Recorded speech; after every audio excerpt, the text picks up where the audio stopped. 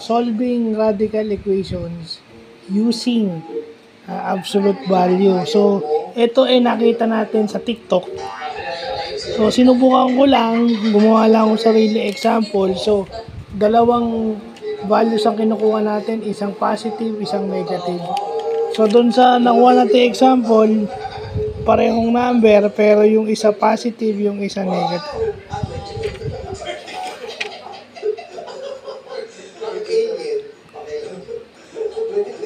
So, ginawa mo, in-square mo yung both sides para matanggal yung radical sign. So, maiwan na lang yung absolute value nung Kasi pag absolute value, mag-iiba yung sign. Pag negative, positive. Pag positive, magiging negative.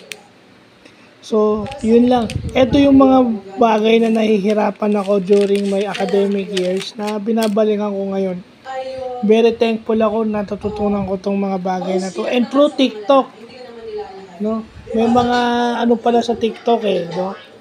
So, dapat, kung talaga sa mga bata, no, sa mga estudyante, imbis na tignan nyo rin yung TikTok as an academic thing para makatulong sa academics nyo.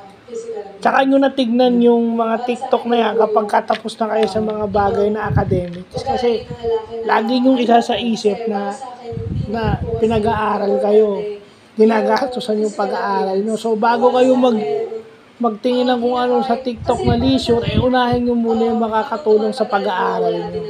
Para man lang maging sukli sa parents nyo at kung sino man na nagpapaaral sa inyo. So, maganda. Actually, mahina ako sa mga ganitong bagay nung nag-aaral ako. Yan, kasama to. Ito yung sarili natin example. Cross multiply mo, after mong makancel yung radical sign, cross multiply mo siya para mawala yung denominator. So, para mas madali siyang isolve. So, yun.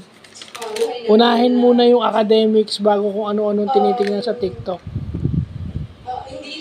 So, thank you sa TikTok dahil nakita ko tong na to, may opportunity akong pag-aralan siya. So, yun lang po.